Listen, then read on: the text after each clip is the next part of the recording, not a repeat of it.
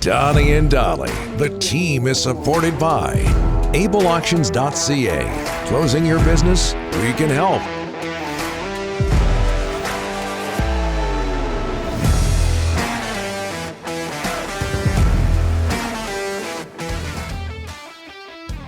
Donnie and Dolly, a presentation of Able Auctions. It is Monday. And again, all our guests today, including Brendan Batchelor, who was in Spokane last night for the Canucks and Kraken, sponsored by Basant Motors. Basant Motors is turning the big 3-0. That's 30, correct? Yeah, big 3-0. And they are ready to celebrate with some amazing deals. Find out more at basantmotors.com. As we're joined now by the voice of the Canucks on Sportsnet 650, Brendan Batchelor. Canucks lose to the Kraken 5-3. That was down in Spokane, where Brendan was. Canucks and Flames tonight in Abbotsford. Thanks for doing this, Brendan. How are you, sir? Good, guys. Good to be with you. Thanks for having me. What can you tell us about the game experience in Spokane, Washington? Yeah, it was pretty cool to be back in a full building for the first time in a while, and you could feel sort of the excitement in Spokane and with the Kraken fan base. It was a sellout. I was talking to some of the other media people there who said there were tickets going on the secondary market for multiple hundreds of dollars. So there was a lot of excitement. It was strange for me calling the game to have oohs and ahs and hearing things in the background again after being in empty buildings for so long. So it was nice to get back to a little more normalcy in that regard. And then in terms of the on-ice performance from the Canucks, I thought they did well to hang in there against a pretty veteran group that the Kraken iced for that game. And a couple of players in particular, I thought Jack Rathbone and Artur Silovs really showed off well. Okay, let's stop right there, Brendan, or continue with that theme. Jack Rathbone, was he as good as everybody else in Spokane said he was?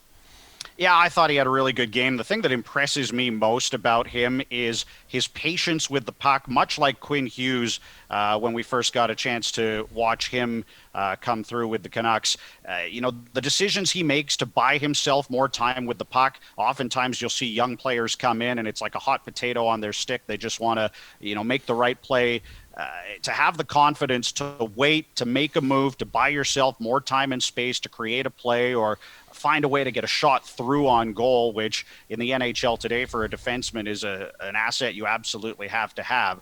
Rathbone has those tools and he has that confidence in his game already. So I thought he showcased it well last night. Obviously, it was a pretty nice goal and a fortunate bounce for him coming out of the penalty box, but he continues to impress both through training camp and now into the preseason. Yeah, and an assist and the goal in the shootout. Can you see what the Canucks like about Danila Klemovich? Yeah, another guy that has confidence in his game, even at 18 years of age going through his first NHL camp, the stuff he's willing to try. He made a couple of nice dekes in one of the scrimmages the other day that had the fans in Abbotsford oohing and ahhing. But he's a guy that Travis Green on multiple occasions, including after the game last night, has brought up as someone that has pleasantly surprised him or who has stood out well to this point. So I'll be interested to see what that means for the youngster. He's probably not going to make the NHL roster, but maybe they look at keeping him in Abbotsford rather than sending him back to junior.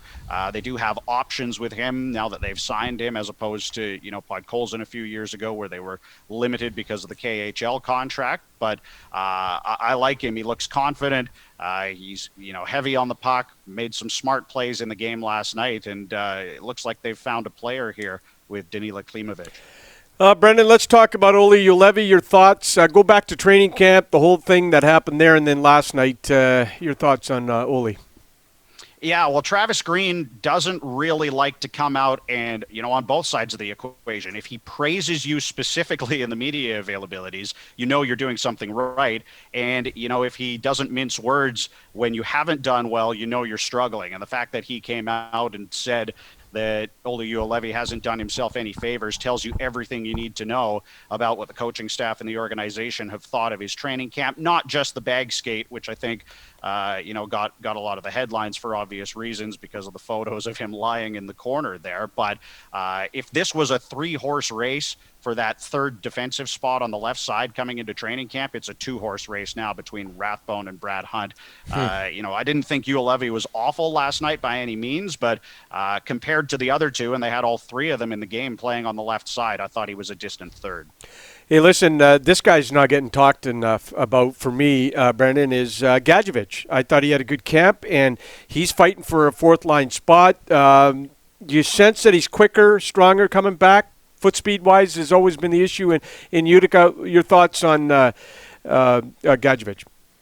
Yeah, I thought he had a pretty good camp too, and you're right. The foot speed appears to be a bit better. He scored a goal in one of the scrimmages where he accelerated into the zone as sort of a late player joining the rush and got a pass in the slot and was able to tip it home. Physical, the physical element is going to be important for his game too, and I'm interested to see how he does in the game tonight in Abbotsford because he is projected to be in the lineup for the Canucks. So I would look at him almost as a Zach McEwen type with more offensive potential at the NHL level, where he's got to come in, he's got to bring energy, he's got to be a physical presence, and he's got to show that he can do that on a consistent basis if he wants to have a chance to stick around late into the preseason and get a chance to play NHL games this year.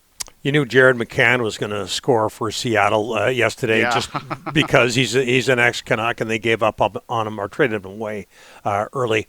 Who stood out for Seattle?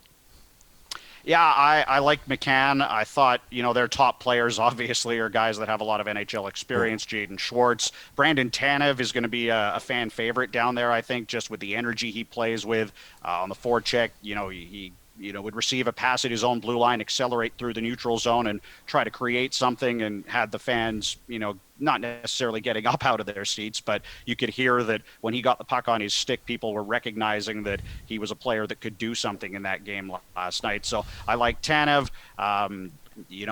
Obviously McCann, as you mentioned, stood out, and Morgan Geekie with a couple of goals, albeit the one weird one that finds its way through Spencer Martin as a guy from the Western Hockey League that's looking to prove a point and maybe earn a roster spot there too. So those are probably the three guys anyway that stood out for me for Seattle.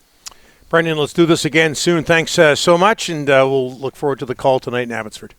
Yep, thanks, boys. Appreciate it. You bet. Brendan Batchelor from Sportsnet 650.